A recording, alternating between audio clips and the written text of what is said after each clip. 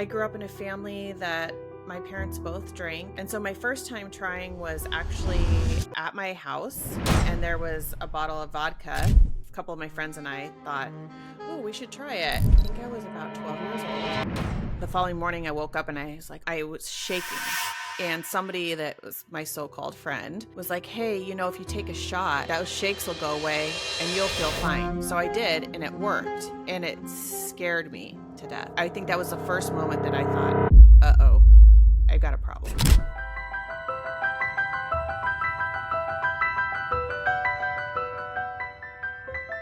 So you started noticing withdrawal symptoms. What happened after that? Feel like the easiest part in sobriety is like putting down the alcohol. The hardest part is learning how to live your life sober. Hey, everybody. Thank you so much for considering donating to my podcast. When I started this page just a few months ago, I did not think I would get to this place that I'm at right now, but I cannot thank you all enough for even considering to donate to my cause. A lot of work goes into these things, whether that be getting guests, getting the expensive equipment, the editing. Oh my God, the editing takes me forever, and I'm terrible at it, so it takes me even longer. But if you're here, thank you, thank you, thank you. Whatever you can afford, I would so appreciate it. It would mean the world to me. So if you want to hear these recovery stories, keep coming, then please consider donating. It would mean just the absolute the world to me. So thank you for watching. Thank you for being here. And thank you for being a part of my journey. I really don't know what else to say besides thank you, thank you, thank you. And be on the lookout for many, many more episodes coming soon. Thank you, everybody.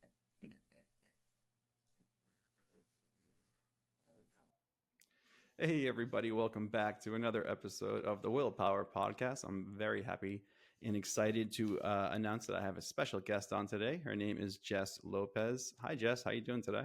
Good. How are you? Thanks for having me. Of course, of course. So, Jess, before we get started, thought I'd just ask you, who are you? What's your story? That kind of thing. Sure.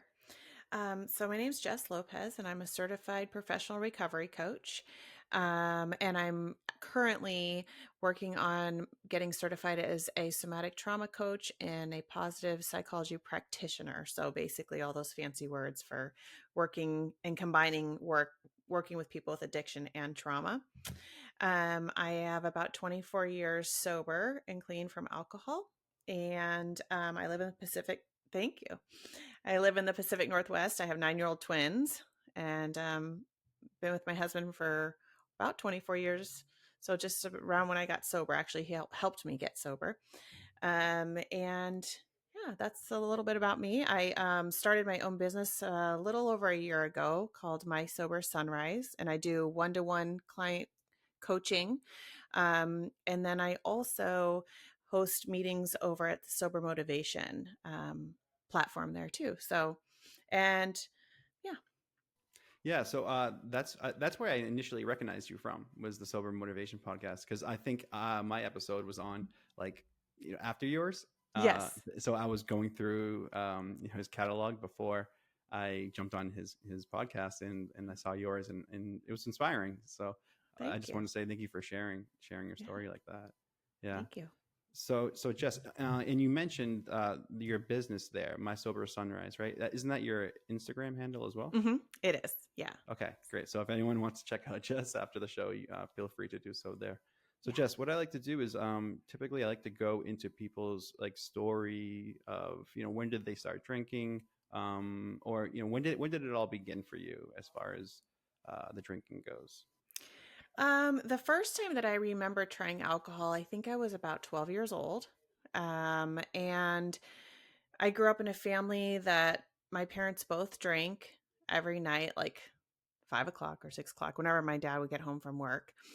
And then there was alcohol always in our house. And mostly I think it was because, if we had people visiting, we want to make sure that we had the drink that they liked, and not we, I should say my parents. And so my first time trying was actually at my house. My parents had left, I don't know where, not for too long, but, and there was a bottle of vodka, and couple of my friends and I thought, oh, we should try it. And if we drink too much, but it's one of those big, huge, like Costco jug ones, you know? Yeah. So I don't know what we were thinking, but we thought we'll just put water in and make up the difference. It's like I ridiculous, used to but do the same thing. I used to yeah, put the water into the bottle and think I can get away with it. yeah, That never worked out. yeah, They always found out, my parents. Well, my yeah, father at least. Yeah. yeah. Mm. So that was the first time that I remember doing it. So it was the first. So this is all the way back in. You were how old? Like 14? How old? 12. 12? Mm-hmm. 12. That's yeah. That's really young. I was only 14. I mean, I was 14. So basically around the same age. Yeah. I mean, what's the difference when it comes to when you're that young? You don't really know. So when you first had your that sip of alcohol, was it like for me it was like an instant. Oh my God, this thing is so good. I love the way this feels. Some people kind of grew into it eventually, gradually. But I was wondering, what's your story? Did you fall into it? Like, did you fall in love with it right away, or Oh, yeah. I mean, I yeah, think, yeah, I definitely felt my friends, I remember sitting there like gagging, right? And they're like, this stuff's so disgusting. And it didn't taste great by any means, but the feeling that I got inside was like, like this is what I've, been missing. It was very weird. I think it was a very different reaction than probably a lot of people have. But for myself, it just like everything kind of calmed down in my brain, in my body. I tended to be an anxious child anyways growing up. And so yeah, I noticed right away that I liked it. I liked the feeling. yeah? I was the same way. I just really enjoyed the feeling of it. The taste was disgusting. I mean, who really Yeah. likes the taste, especially when you're little, right? I mean, everything you just want sweet stuff, right? And Yeah, then when you try something like alcohol, it's like, oh, but yeah, that feeling is so great, isn't it? The it initial is. one. So you enjoyed the feeling. So walk me through like high school and into if you went to college. I'm guessing you did Yeah. because yeah, Yeah. So um middle school was kind of like, here and there, whatever, I dabble in it a little bit. In high school, sophomore year, it picked up a lot and then just continued to pick up in high school. And sophomore year also coincided in a time when I met my high school sweetheart, which ended up being a very abusive relationship. And so um I think combining the two, and then it escalated from there. But I kind of held two lives. Like I was able to go to school and get good decent grades and had friends in school, all the things, and then kind of had this other life outside of school where I was partying, drinking, hanging out with the wrong crowd. So I yeah. felt, looking back, I feel like I was living kind of two separate lives. Yeah. Yeah. When did you start to have issues with in the younger years? Like, were there issues going on like personally? I know you just said you had a relationship that was traumatic. Hmm. Was alcohol helping, or was it helping ease that situation that you were in? I think two things. I think one is that it was readily available with the people that I was hanging out with. A Mm. lot of either kids that were unsupervised a lot or older people, guys in their 20s that could go buy the Yeah. alcohol. It was readily available. It's what people were doing. And at the time, I didn't see it as a coping mechanism. Obviously, I mean, I was with my high school sweetheart for 5 years. So as the years grew and the abuse got more and more, absolutely, it became Mm. a crutch for me to not have to deal with things or think I wasn't dealing with things, right? And being able to Yeah. just suppress all of the emotions and everything that was going along with it during that time. Yeah. So so you didn't, so it wasn't like a coping strategy or mechanism yet. It was something that you just happened to be doing, and then that was also going on at the same time. Yeah, I mean, looking back, I think to myself, it was something, like I said, my mind is like always going. And so one thing that it helped me do was like slow down my mind, right? Make me not so anxious. Make me feel comfortable when I was maybe socially feeling uncomfortable in situations, right? So it definitely played a part in easing all of those things. And I didn't see it that way. At the time, I saw it as I'm just doing what everybody else does that I was around. Like I didn't foresee it being a problem. I just thought it was a phase, at the time, and I didn't connect, my drinking to anything like emotionally. I knew I felt better, as weird as that sounds. I felt better when I was drinking to myself, right?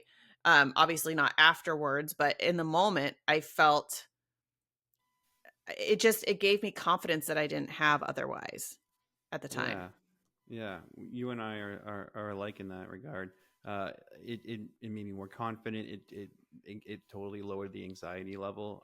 It made me more like outgoing and speak with my mind. Like be this Mhm. personality that I always had anyways. But it made it really come out to the front of what I was showcasing to the world.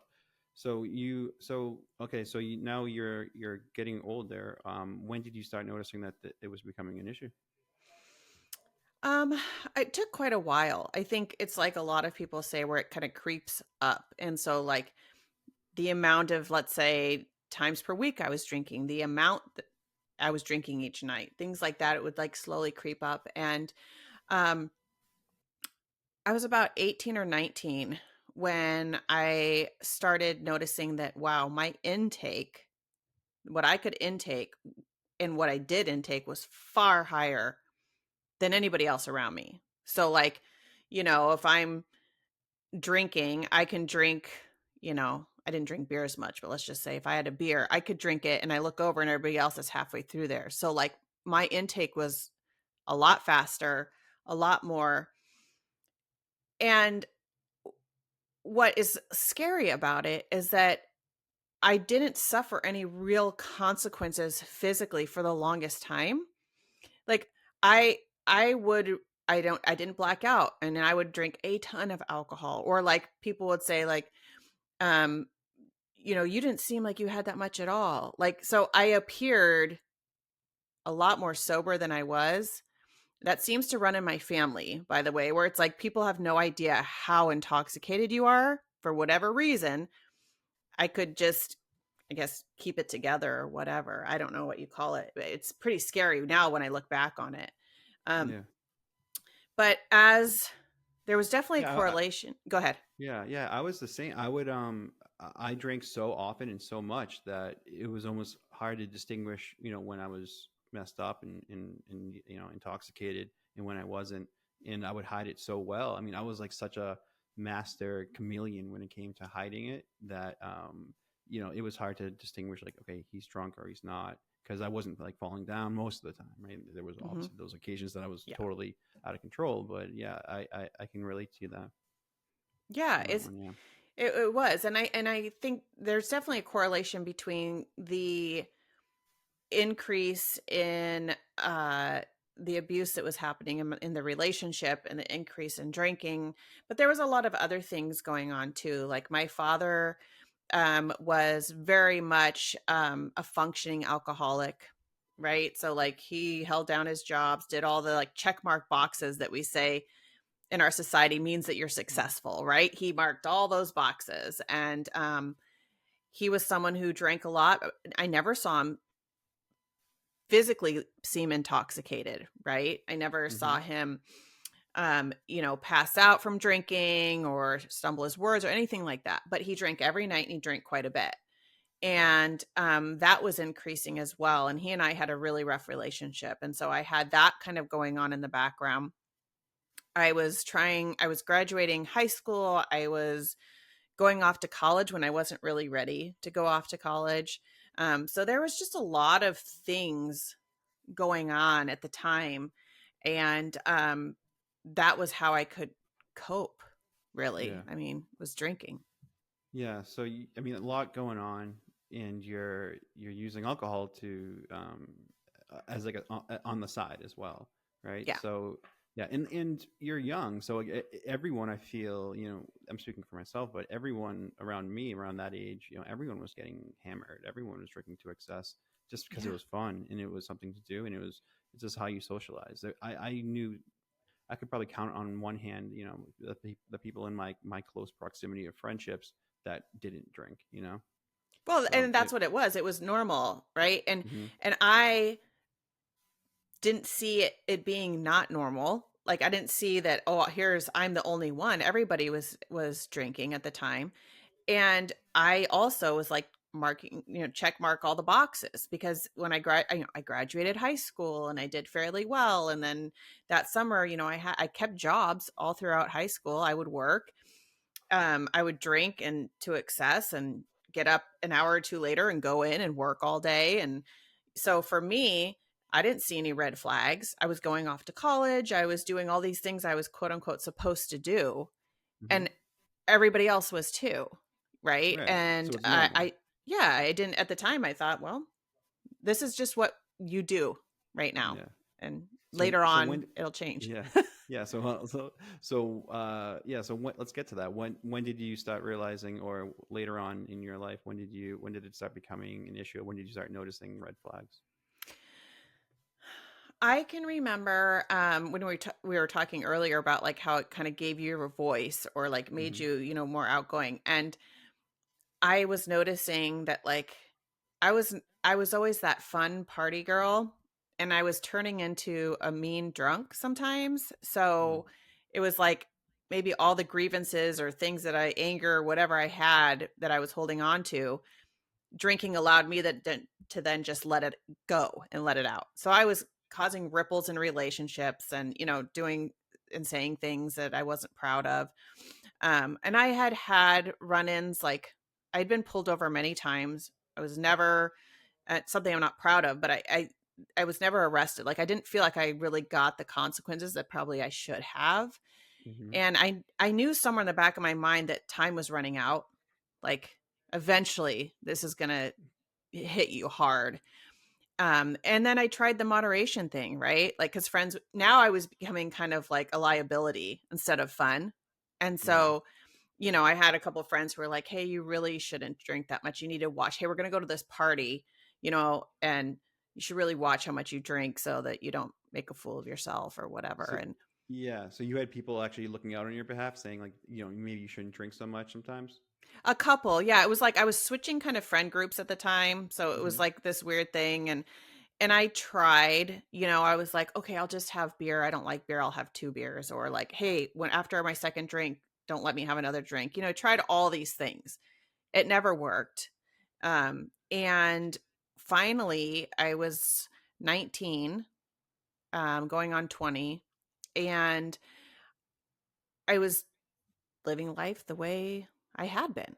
Um, and I woke up, it was getting increasingly worse. I just should say that. I was like starting to get sick a lot, like vomiting and things like that, and things that hadn't occurred before. Yeah. But the tipping point for me was waking up at a same friend's house that we would always go party at. And the following morning, I woke up and I was like, oh, I got to go to work. And I was shaking, like, could not control it. And I thought, what the heck? What is this? And somebody that was my so-called friend was like, hey, if you take a shot, Hmm. those Scare the shakes will go dog. away and you'll feel fine. Hmm. So I was like, okay, because I got to go do stuff. So I did, and it worked. And it scared me to death. I Yeah. I think that was the first moment that I thought, uh-oh, I've got a problem. Yeah, that's so common. I that was my all through college, all in like the 5 7 years after college. We would drink so much that that next morning was so brutal, and then we would start feeling like this isn't just me; it's my group of friends. We would start getting the shakes a little bit, and we would laugh about it, like as if it was a joke. Like, oh, oh, I'm getting the shakes. Like, why don't we have a Bloody Mary to kind of start the day off on the right foot? Which is, what are we Yeah. doing, right? Like, Yeah. what is going on? Like, we're already showing signs of withdrawal from alcohol, and we're 21 years old, 22 at the Mhm. time. So yeah, I'm with you on that one. So when did so you started noticing withdrawal symptoms? What happened after that? After that, I just knew like I had to stop. And it was everything was kind of crashing down at once. needed to get out of the relationship that I was in, and I knew that. I knew I needed to quit drinking. I didn't know how. I kept all of this from my family and even some of my friends, like that were off at college, because I had gone to college and dropped out and come home. And so they weren't there seeing me on a daily basis. And, they didn't know how bad it was. And my parents had no idea. And so I had to do it on my own. And I took it upon myself to um, kind of change the trajectory. I don't know how other way to put it other than I was just so scared that just decided at that point. I was like, listen, you need to get out of this relationship before you die. Like it's escalated severely. And that was a really hard truth to swallow. And I really believed that. And I knew also that I had an aunt that was an alcoholic at the time. And I was like, that's going to be me if I don't do something. And I had to make the decision. And it was a really like, draw the line in the sand that you at 20 years old, before it's even legal to drink, are going to sit at home on every weekend and be bored. It's better to be bored by yourself and sober than to be out doing those things. And that's what I did. Wow. So you made the decision you knew there was a issue and you were smart enough to catch it at 20, 21 almost. 20.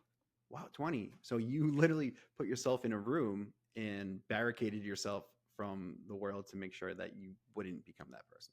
Yeah, literally. I mean, I remember just kept telling myself it's better to be bored. And I would spend my Fridays, my Saturday nights, every night. I was living back with my parents, and I Mhm. had the third floor, like it was kind of like a master suite, and they were nice enough to let me have that. And I literally just cocooned myself for months, and Yeah. and literally got away from everybody. Just for lack of better words, disappeared. I mean, I'm Yeah. sure if you asked her, they're like, I don't even know what happened to her. She just disappeared. And yeah, that's what I did. I didn't know anything else to do. It was very instinctual, I felt like. And I didn't, I had gone to like an Al Anon meeting for my dad, ironically enough, and Mhm. with my mom. And I could totally relate to that. But I didn't think to go to like an AA. And back then, even, I mean, 24 years ago, there wasn't the availability I feel like there is now, or even the recognition of the problem, especially someone that young. If I would have Mhm. gotten caught, by the law or done, gone a different route, maybe, but as where I was, I didn't feel like I had any options. That's all I Yeah. knew how to do, was to just literally sit on my hands and be by myself. Wow. So when you decided to put yourself into a cocoon like that, in like a sober cocoon, which is so smart. I mean, I wish I did that. I wish more people did, do that. What were you doing to fill your time? I mean, if you think about it, right, your life was so different, and it went from being, using alcohol to the excess that you were, and trying to moderate, which was great. You're trying to moderate your drinking. Most people don't. Like, I didn't do that. um, what were you doing? Like, how were you filling your time from this life that you were living before to now, when you were just kind of barricading yourself sober? So I was going to college locally at the time. So I had re-enrolled back in school. So I had that going on. But I was in the middle of court cases with my ex, for things that he had done to me. And so it was a really trying time. All of that stuff was going on. But I was going to college, and I remember sleeping a lot in the beginning. Yeah. I mean, I remember just sleeping. Yeah, my Hmm. mom asked me like, "What's wrong with you? Are you okay?" I'm like, "Yeah, just tired." And spending a lot of time being bored, Hmm. honestly. I was almost afraid to go back out into the world. I didn't trust myself at the time. I didn't trust that I would stay sober. On top of, being scared that I had a restraining order at the time from my ex, that he would see me. So there was like a multiple layers of things that kind of propelled me to go into hiding per se. But Yeah. um I I just didn't trust myself at the time to be out in the world until I either had community to help, or had somehow, I didn't know when I was going to have that moment where I guess I thought it would be okay. But at the time, I just knew I was not prepared to be out and about with everybody. Yeah. So when did you start trusting yourself to get back out there in the world? So, yeah, so everything kind of happened really fast. And um, when I decided to quit, it was shortly thereafter that I met my now husband at school. And ironically enough, I actually met the first time I met him, I was like wasted, which is like horrible. But I knew that I couldn't drink anymore, and it was really weird. Like I met him, and he was 25 at the time and living with, like, going to college where I was going, living with a buddy, and they had a closet full of booze, right? And Hmm. I remember saying to him, like, I can't drink anymore, I just can't do it. And um I just call him, How did he take that? How did he take it? this is so weird. I call him like my guardian angel, because he said to his buddy, he's like, "Hey," and this was in very quick amount of time. He's like, "We got to take the alcohol out of the house, man, for a while." Wow.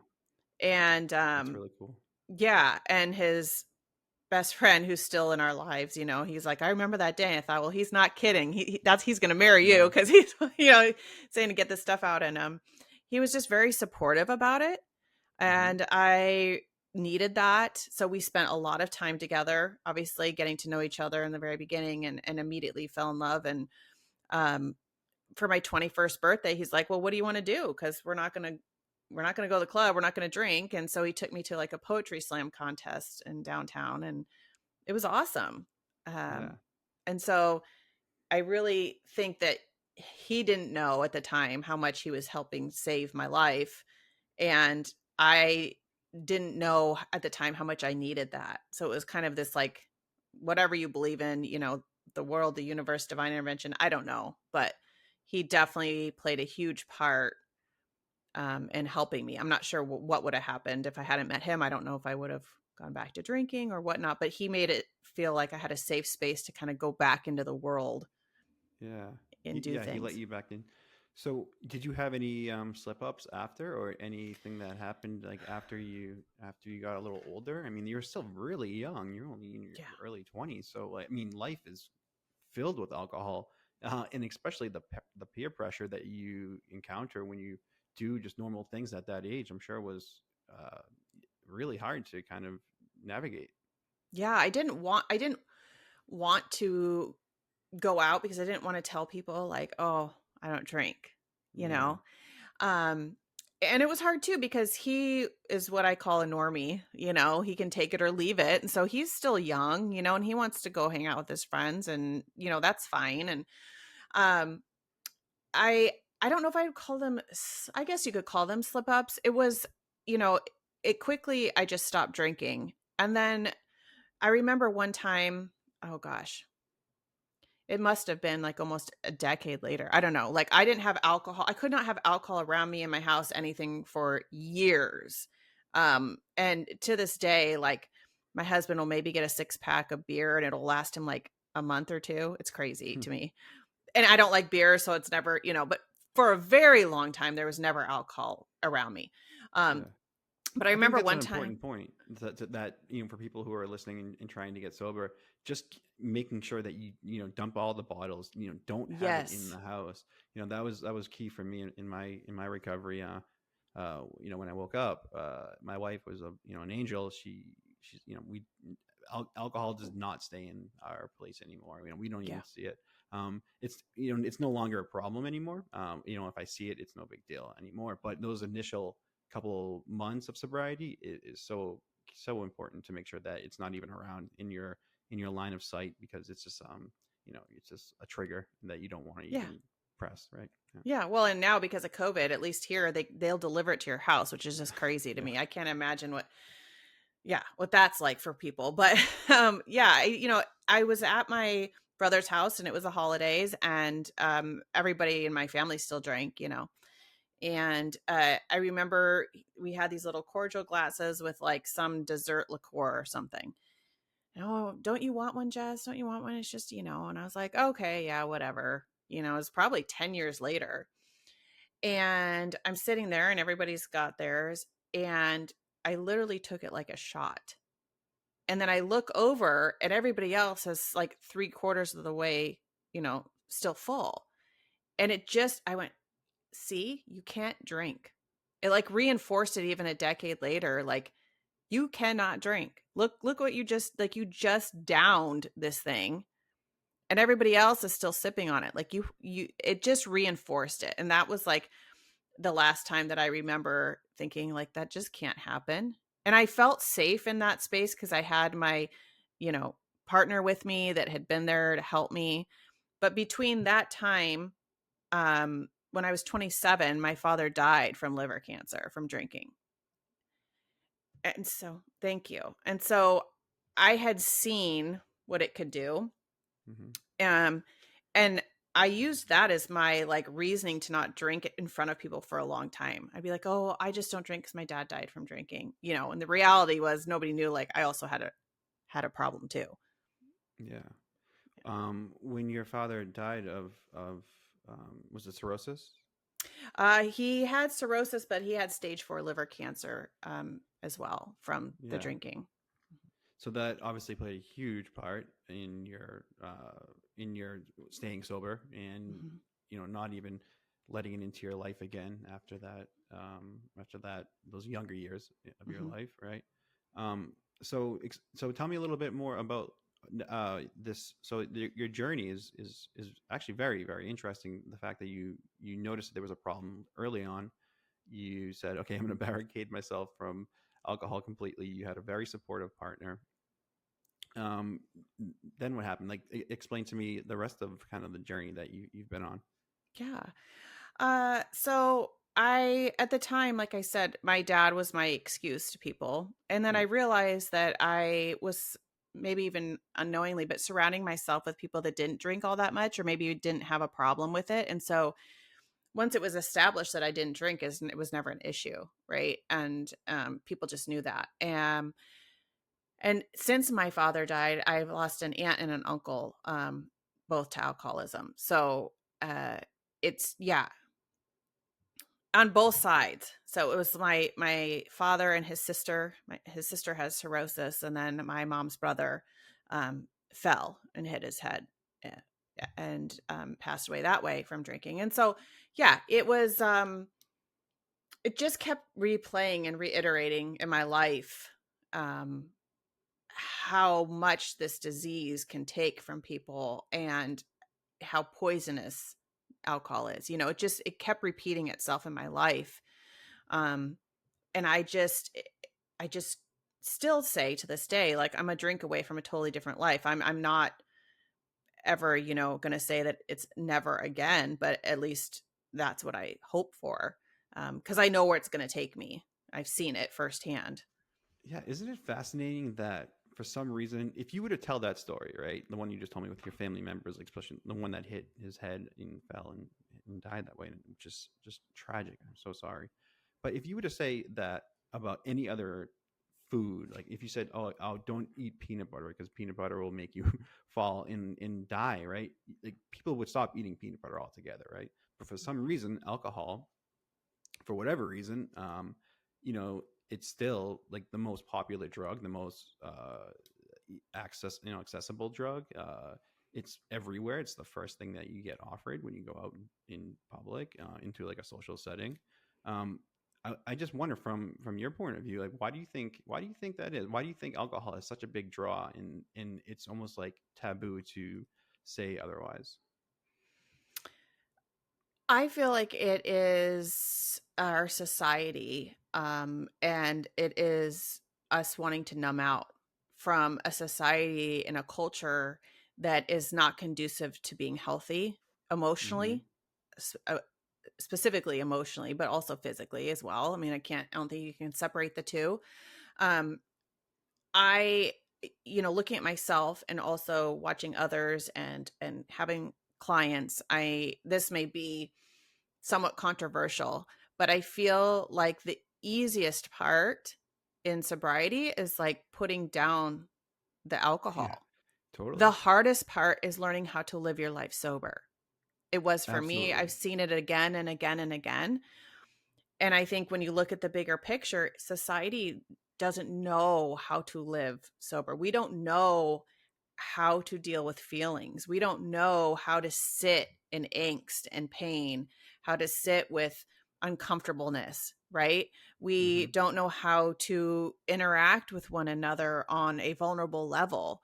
And alcohol provides all of these kind of, crutches to help us be who maybe we want to be, or say the things that we want to say that we normally wouldn't. It's like, it's an acceptable thing in our society. I mean, I know, like, I have a lot, most of my family grew up on the East Coast, and back, when my parents grew up, I mean, 5 o'clock was drink time.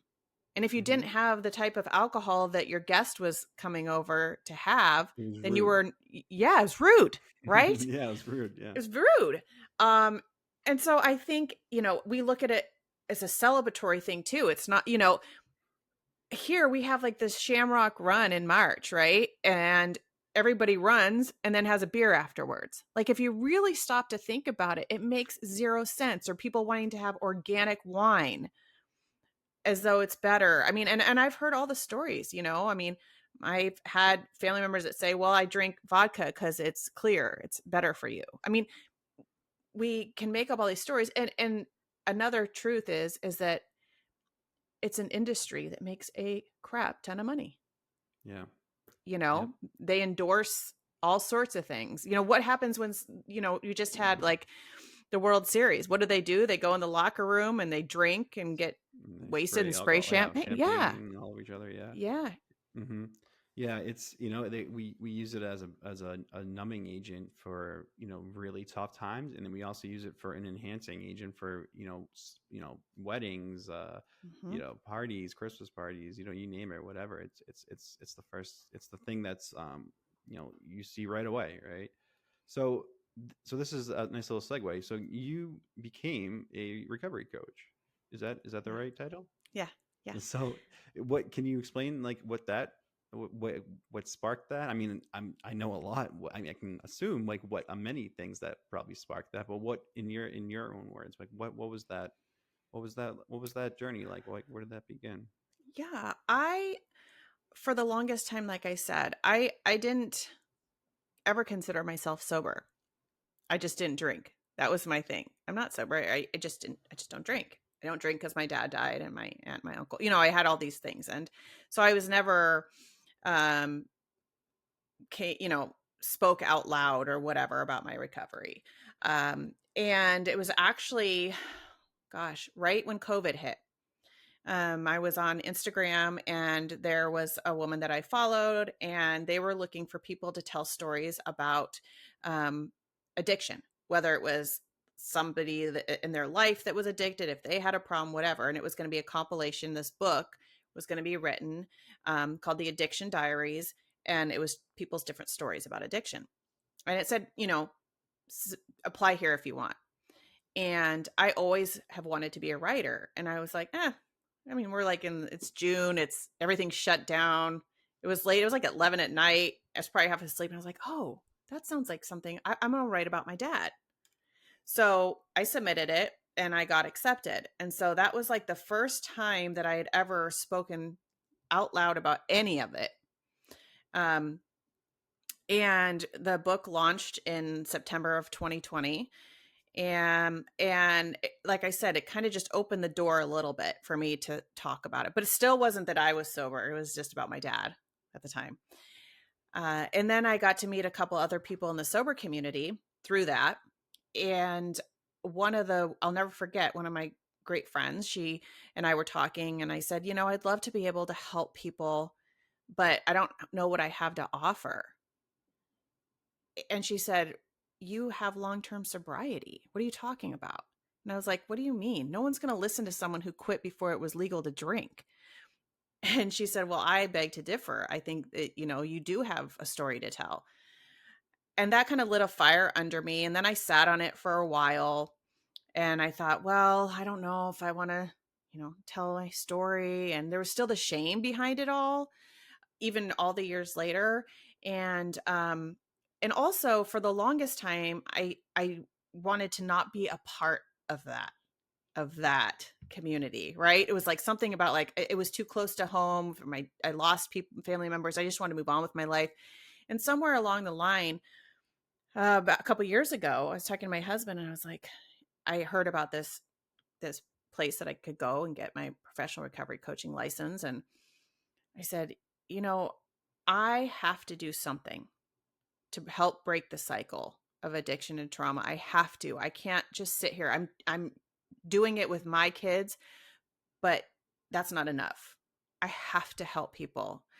And at that time, I had lost 2 other friends to addiction. And so it was like, I just was like, I have to.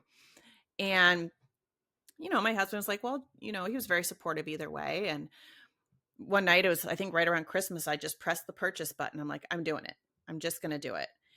And so I did. And I fell in love with the process of helping others, feeling like I actually have, my pain has a purpose.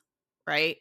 And so in July of 2023 is when I opened my doors for my business. And, this is where I'm supposed to be. I couldn't imagine doing something different. That's fantastic. What a way to find your calling, right? Yeah. Yeah, I can kind of relate. I mean, I'm starting this channel. Yeah. I drank myself to a liver transplant. I mean, who does that at 36, right? Yeah. So once you got into coaching, if you could, I mean, what was the thing that sparked? What was like? Can you share maybe some tips or tricks, or I don't know, anything that you have noticed in your coaching that has maybe worked best, or best practices, stuff like that? I'm just curious what you have found that has worked really well with your clients. I have found that there is a real good balance between I say it how it is. So I'm super honest and I expect them to be really honest with me too. Like if what I say Mm-hmm. they disagree with or it's not working. And also empathy and holding space for them to learn to have empathy for themselves. Mm. The one thing that I've come across time and time again is it doesn't matter if they're starting on day 1 with me. They like, I've actually had clients that are like, I need help getting sober. So we actually plan a day to stop. Um, I've had What is that? What clients. is that day like? What is that day like? That must be varies from each person, but I can only imagine it being really uncomfortable for maybe not you, but for them definitely, and you Yeah. maybe, I don't know. I mean, that just picking a day and saying, okay, this is the sober day that we're doing. What does that day look like? I'm curious. Like, what is this? Yeah, so that doesn't happen often, but it does. And I want to say that with a caveat that these are not people that are like heavy, heavy drinkers. By no means should you actually stop drinking without medical attention. Okay. I mean, and I'll even tell before this happens, they see their doctor. There's a lot of communication going on. It is not cold turkey. I don't ever advise that for people. You can actually kill yourself doing that. So, but it's funny. One client was like, "Oh, I'll just do it on Monday." Okay, what's the most stressful day of the week for you? Monday. Well, why would you quit on a Monday? So it's things like that, like figuring out, and this is not someone who had been drinking a lot as far as volume. It was just a habit that was getting in the way that they wanted to quit, right? Um, but so I do weekly, hourly sessions with my clients, but they have access to me all week long in between sessions because I'm a firm believer that alcohol and addiction don't just occur within an hour of a time per week, right? You're not just going to meet with me for that hour and then not have a trigger all week or not. It just doesn't work like that. So they have full access to me, except when I'm sleeping, basically, to help them navigate those early days and navigate through that. So we set up a time and a plan, and all I ask of them is like transparency and honesty, right? If it didn't work that day, it didn't work that day. I've had clients that we've decided, you need to go to detox first. I'll be there, virtually holding your hand, but it's not safe for you to detox at home, or maybe you need extra help. So I coordinate and help them coordinate that. Right. And just kind of be in their corner like my husband was for me, and let them know that they're not alone. And then they go to detox and they're talking to me all through detox. Right. And they may do an intensive outpatient program, but still have me as their coach, because there's so many different modalities. And I'm very much into the holistic approach to helping someone quit drinking. The biggest thing that I've noticed, though, is no matter what, if they're 30 days sober or 2 years sober, the same theme is, I don't know how to live sober. Help me. I And don't, that's I don't know.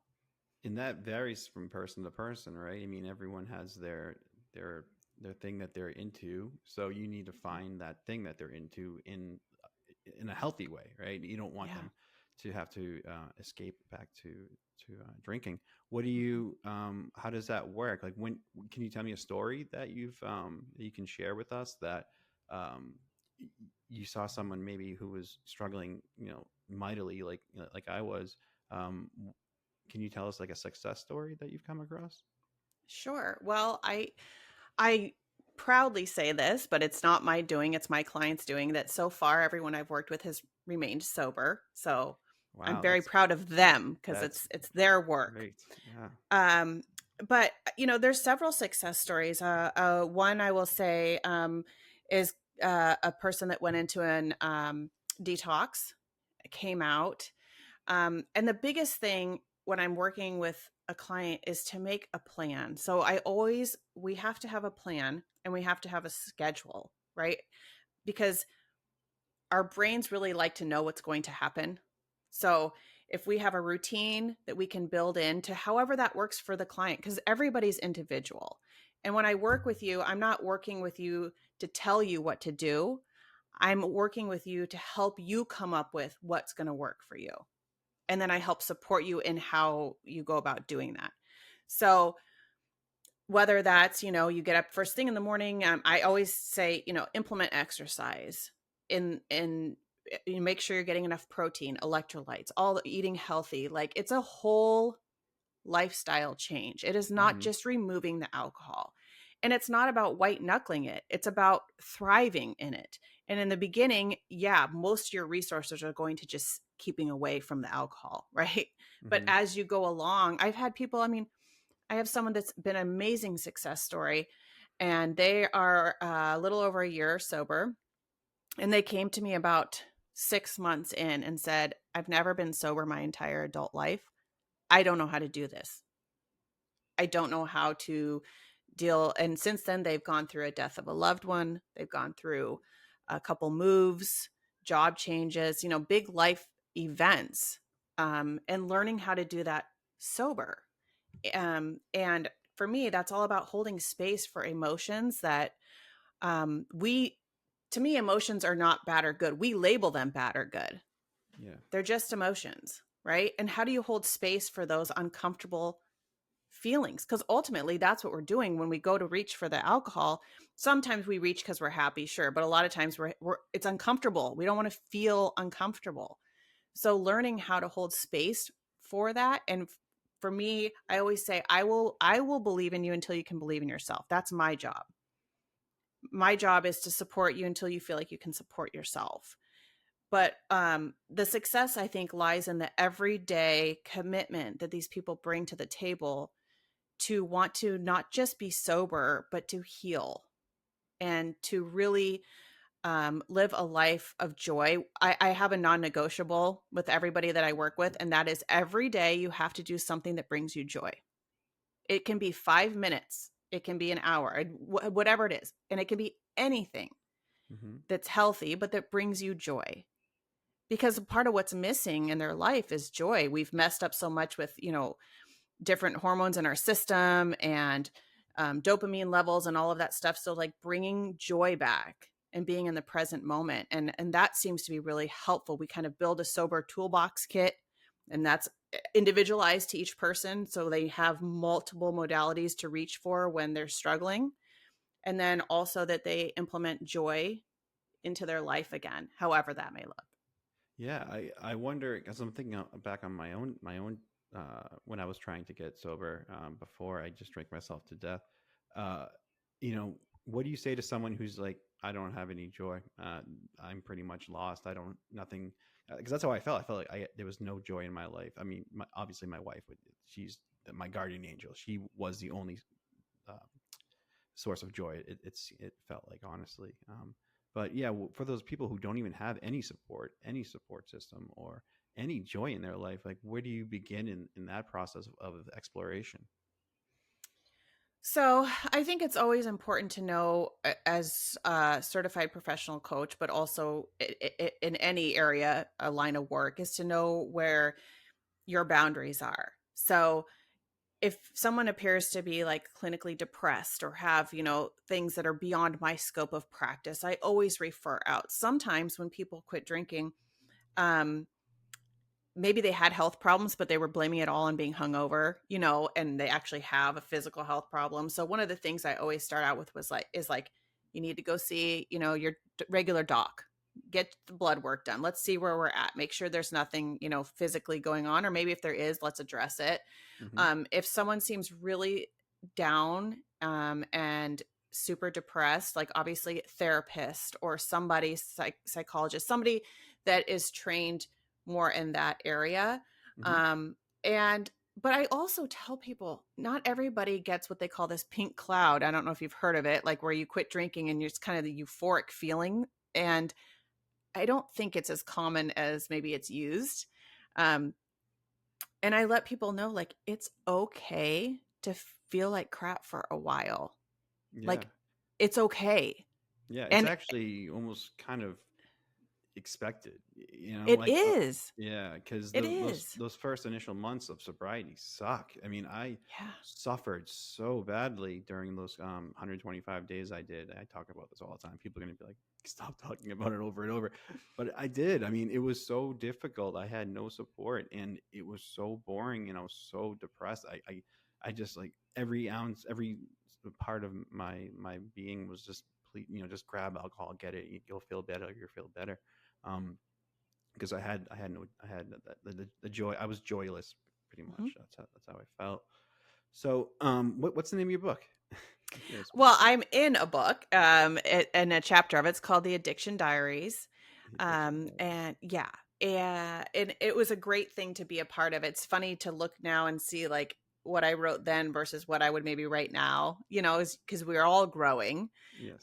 And So yeah, it was fun. I hope to write my own memoir. That's kind of been something I've been doing on the side. Cool. Yeah, I'm just super passionate about, breaking the cycle, but it's more than just putting down the booze, right? And putting down the drugs. It's really living authentically with a purpose and joy, and feeling all the feelings we don't want to feel. Like a lot of my clients, they say, oh, I feel like crap. When am I going to feel better? And I tell them it's okay to feel like crap. Mm-hmm. It's okay. You can Do sit with you? it. It will Yeah. get better. Yeah. Do you find that this has gotten, since you've gotten into this job, this profession of what you're doing, do you find that there's more of a vulnerability, or more of an openness, that people are expressing a need for help nowadays? Because I mean, when I was growing up, asking for help, that was, you just did not do that. I mean, this channel wouldn't exist. Like, none of these things would have existed back in 2000 and whatever 10, when I was, when it really started to get bad. Um, yeah, I wonder, like, have you noticed like an uptick in people reaching out to you saying, "Hey, Jess, like, I really could use some help." Yeah, I definitely have noticed. My business is still young, a little over a year that I've been doing it. I definitely see an uptick. The thing that I'm seeing more and more, which is what brought me to go back to school, is people wanting to know, especially long-term sobriety. So we're talking a year plus, coming to me and wanting to know, how did I get here? How did I get here? Mm, um I really, whether they want to face their traumas or just recognize, like, a lot of people, with addiction have traumatic backgrounds, not everybody, but and trauma is also relative, right? mm-hmm. Everybody experiences some level. um but wanting to really understand how they got to where they are, and then basically learning how to find themselves again. There is a huge differentiation I can tell between those people. You can have two people that get sober, and you can have one person that's kind of a dry drunk that doesn't do the work. Yeah, they put down the liquor, but they haven't done any work as far as healing themselves or recognizing even that they had an issue, versus someone who's like, I want to really live my life, in a Mm-hmm. forward motion.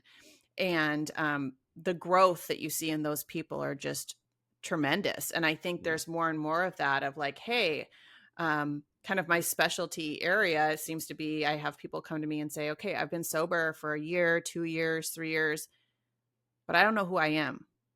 Mm-hmm. I don't know how do I get through life sober? How do I get through a death of a loved one sober? How do I get through a job change, a loss of a marriage? All of these things that happen in life. How do I do it sober?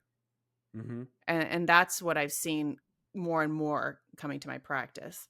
Yeah, that's how it was for me too. I when I got sober, yeah, when I did those 125 days, I didn't know how to do. I didn't know how to live life sober. Because every part of everything in my life revolved around alcohol. It was either waiting to get drunk or waiting to have that drink, or when I was in the process of drinking, it was how much can I drink, and Mm-hmm. then life just happened around it. Just it was just swirling around my life, and I honestly felt like I didn't live for 10 years. That's how I felt. Like I felt like I did not live for 10 years because alcohol was all encompassing, and it creeped into every aspect, every area of my life, and it just completely took control of everything for me. So Mm-hmm. there was no evolving, there was no getting better. There was only the inevitable, which was death. Yeah. Hmm. Yeah. And I've seen it firsthand. I've held the hand of family members. I know what it looks like, and I tell people, like, it's not pretty. It's not a pretty way to go. Um, and what it does to those that are still left behind. And it's a disease, and I let my clients know, if you were a diabetic and you were told you had to have insulin to stay alive, right? In the beginning, a lot of your effort's going to go to making sure you have your insulin and making sure you do these things that's going to help keep you alive, right? And you said a lot of your focus and energy is going to go to that. Over time, it's just going to be who you are, right? And it integrates itself into who you are. With alcoholism, it's a disease as well. So in the beginning, you're right. It's going to suck. It's Hmm. going to take up a lot of your mental time and your physical time because your body's recuperating. You're going to be bored, all because your dopamine levels haven't readjusted. Like, there's all these things going on in the background, right? Yeah. And you're putting all this energy into just not picking up the bottle. But over time, as you probably know, it becomes who you are. It integrates into who you are. So there's less and less space taking up working on just being sober. Yes, you still have to be diligent. You still have to watch yourself and monitor yourself. Absolutely. We're all a step away from, going in the wrong direction. But the most important thing is to know that, like, I think people have an expectation sometimes too, that, like, I'll stop drinking and everything will be fine. And, Right. like, it's And not. that's never the case. It's not. No. And that doesn't mean don't do it. That doesn't mean don't do it, because it is so much better on the other side, but you have to go through everything to get to the other side. And I think Yes. everybody wants a shortcut, you know? Everyone wants quick results. Yeah. Yeah. But anything worthwhile in life, yeah, it takes time and effort. Yeah. Um, yeah, I felt the same way. I just thought, oh, I'll go sober. And I remember distinctly, my wife and I, we went on this like mini vacation when I was doing those 125 days sober, and we fought the whole time.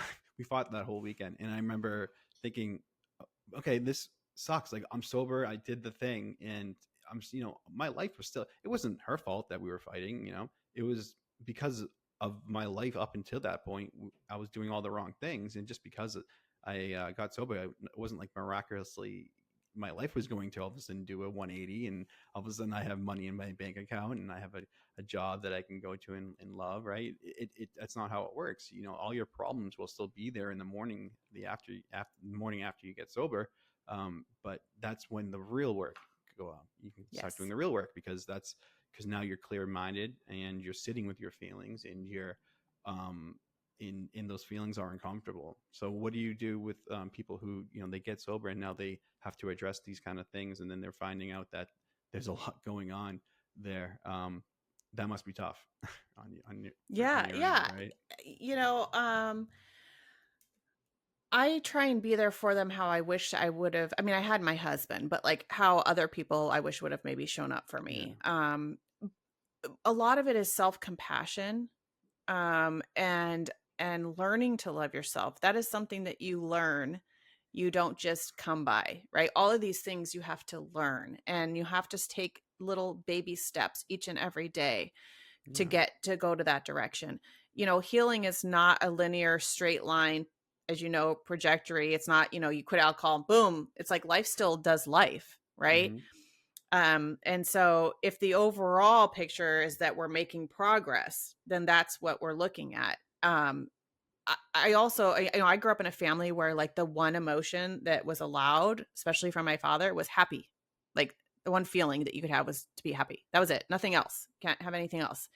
And so I was always chasing happy. I was Mm-hmm. chasing it. Like, why don't I feel happy? There must be something wrong with me. If I drink, in the beginning, I'm chasing that happy feeling, right? So with clients, I just let them know, like, you can have two totally different thoughts or feelings and hold them at the same time with the same space. You can be angry, let's say, at your parents for not giving you what you needed when you were a child, that maybe led you into the direction that you went to. And you can also have forgiveness and empathy that they didn't know any better at the time, that they were only giving what they were able to give. Like, I think holding two different feelings at the same time is so important. And we always think we have to be this or that. It's black or white. um and also not assigning feelings as good or bad, but just as what they are. And I Yeah. tell people, like, feelings, it's like, it's a ticker. If you imagine like just feelings going past you, right? And all day long we have different feelings. It's when we grab onto one of them and we hold them so tight that it's like can take us down, good or bad, Mm-hmm. right? It's like, allow it to just be there. There are days, and I used to never know how to do this. Even, I mean, I was sober for 15 years probably, or maybe even longer, before 20 years, before I really learned how to be sober and okay with my emotions. I would still try and find different ways to, like, obviously not drinking or doing drugs, but to distract myself. And now it's like, if I have a really crappy day or crappy time, it's like, okay, it is what it is. Yeah. It's here. It probably won't be here tomorrow. And if it is, it probably won't be here the day after that. And if it is, I mean, I'll figure it out. Just let myself be. I don't have to psychoanalyze it. I don't have to fix it. I can just be, because part of the human experience is that 50% of your life is great and 50% sucks. Mm-hmm. That's life, right? We wouldn't Yeah. know the great if we didn't have the sucky part. Exactly. Yep. So a lot of it, I think, is just acceptance, and also relearning that maybe things that we were taught or embedded into us as a child is not necessarily the truth, and having a lot of self-compassion and being okay with it's life sucking sometimes. Like, Yeah. just teaching, I think that's the biggest thing, is I tell my clients, like, it's okay. And also, I am there for them every day once they sign up with me. It's not every week, it's every day. They can get in contact with me. We can work it out. We can talk about it. And I think just knowing that they have me in their back pocket, I think, is Mm-hmm. helpful, that I'm not going to let them down like maybe others have. I will be there. I'll hold your Yeah. hand through it all. We will get through it. And a lot of times it's a mindset shift that needs to happen.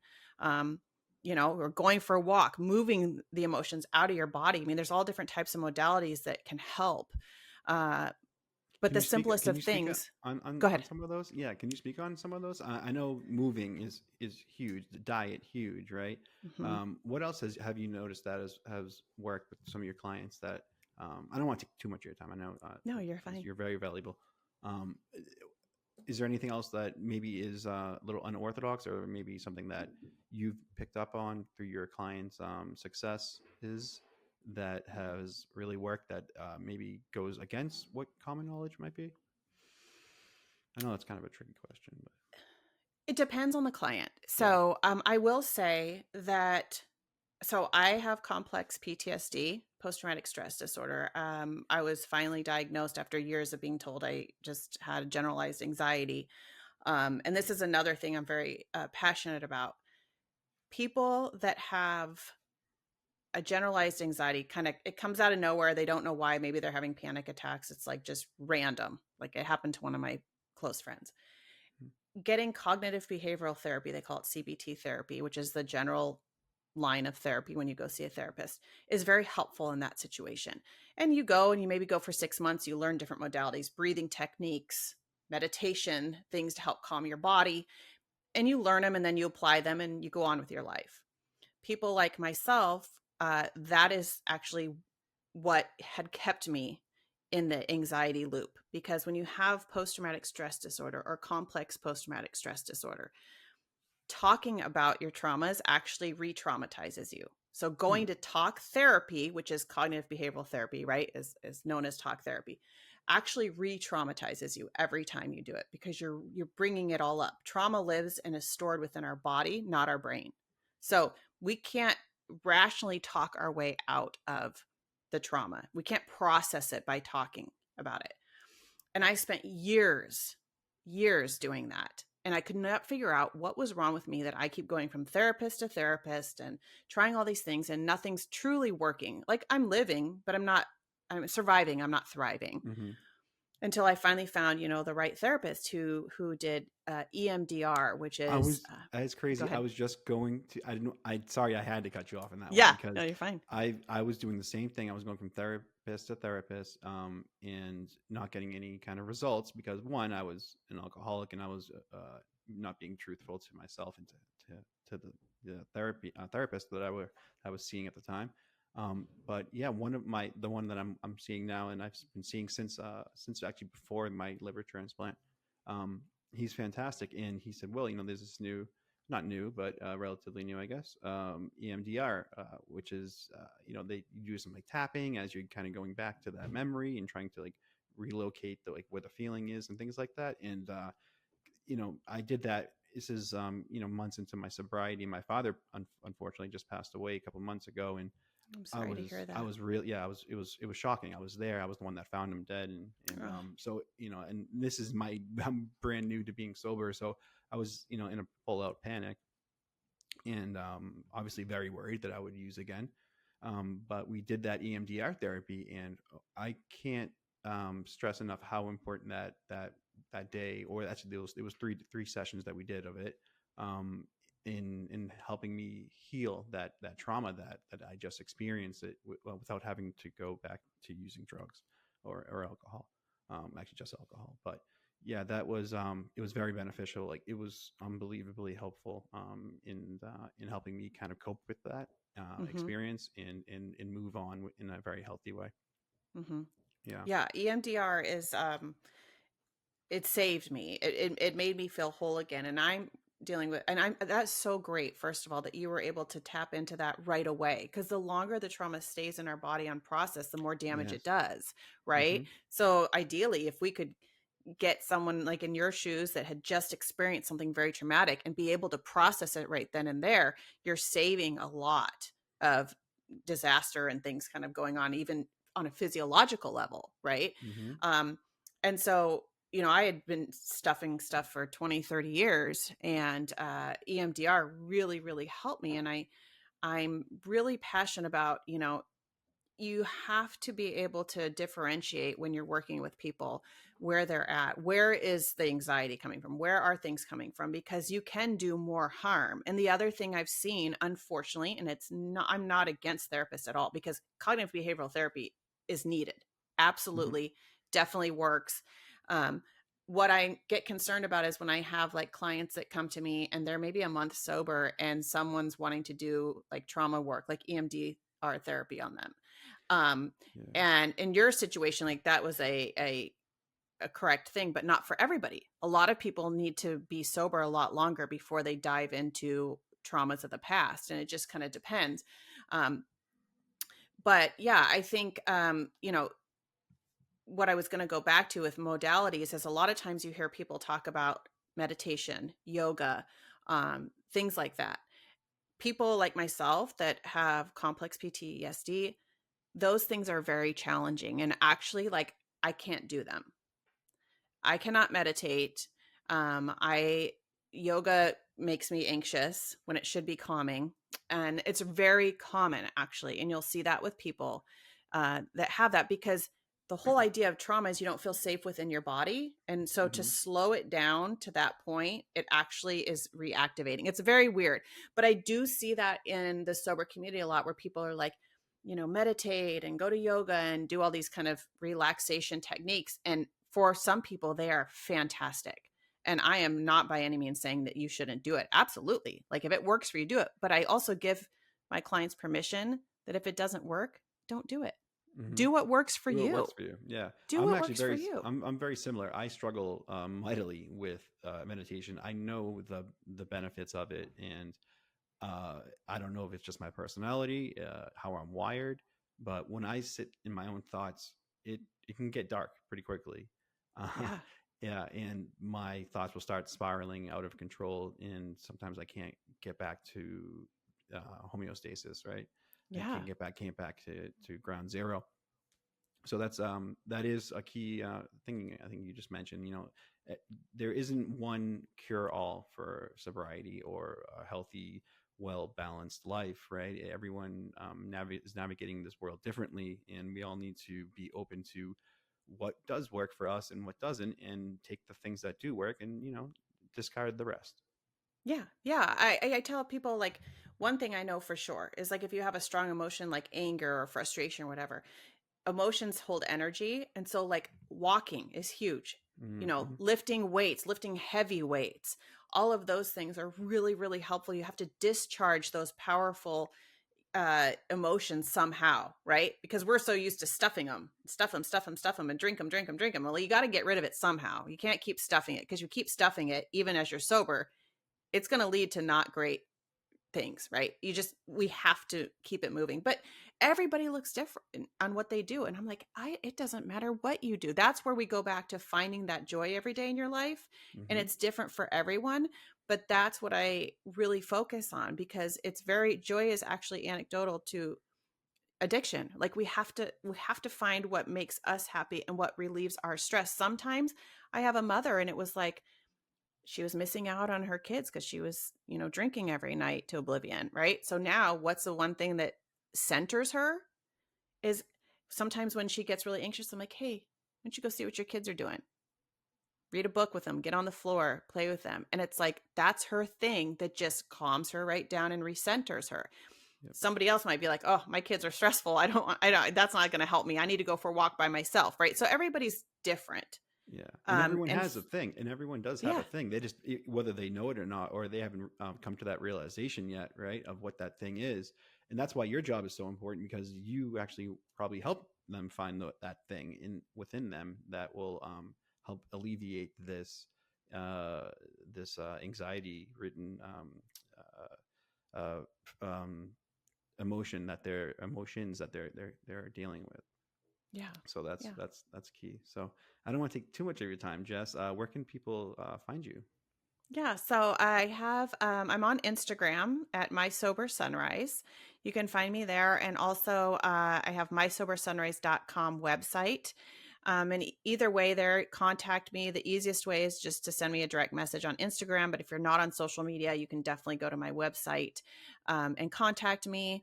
And yeah, we go from there. I offer a half an hour free discovery call, Zoom call, one-on-one. So you can see if I'm a good fit for you. Maybe if you have questions about what coaching is actually like, what it looks like, things like that, I offer to everyone. And then, yeah, go from there. That's great. Well, thank you so much, Jess. You gave us a ton of information, very helpful information.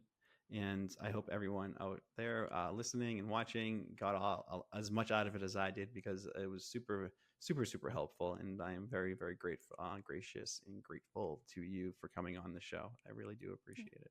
Well, thank you for having me. It's been great. Okay, great. Thank you. All right, everybody. Well, thank you again for watching the Willpower podcast, and look out for new episodes coming soon.